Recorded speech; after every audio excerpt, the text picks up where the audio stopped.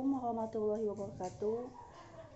Sampurasun wilujeng sonten tepangkeun wasta abdi Cit Intan Dwi Puspita Putri pamisa sadayana simkuring dina waktos ieu bade ngadugikeun sawarta anu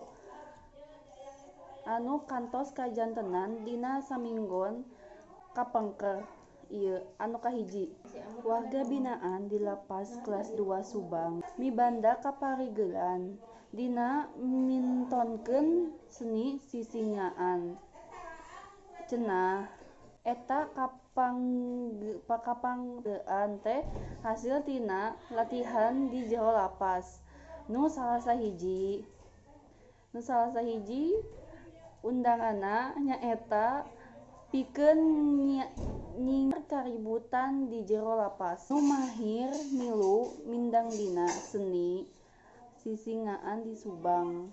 Horeng lain wae seniman atawa ahli seni tradisional bae. Panggeus lapas di kelas 2A Subang oge teh teu mahir milu midang dina seni sisingaan. Cara anu dipandangkeun anyar-anyar harita warga binaan lapas nu kajiret ku rupa-rupa pasualan hukum teh mintonkeun kabisana dina pindangan sisingaan.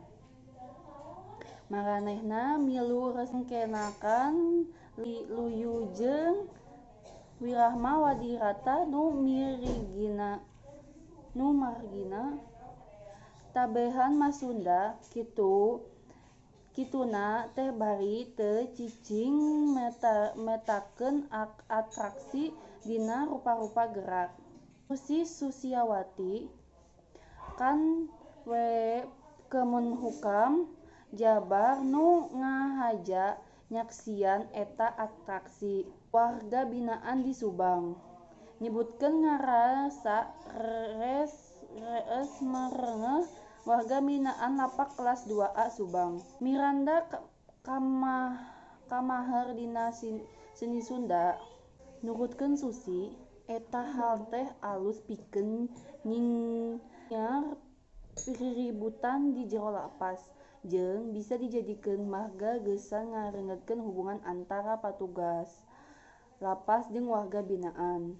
Eta hal oge bakal gede patugas lapas jeung warga binaan geus kaluar ti jero lapas. Rupina sakitu warta anu parantos tiasa didugikeun ku simkuring. Kapayunan pamirsa sadayana mugi ieu warta janten mangpaat kanggo pamirsa sadayana. Wilujeng tepang deui dina waktos anu kapayun. Hartu nuhun. Wassalamualaikum warahmatullahi wabarakatuh. Sampurasun. Hurip Sunda.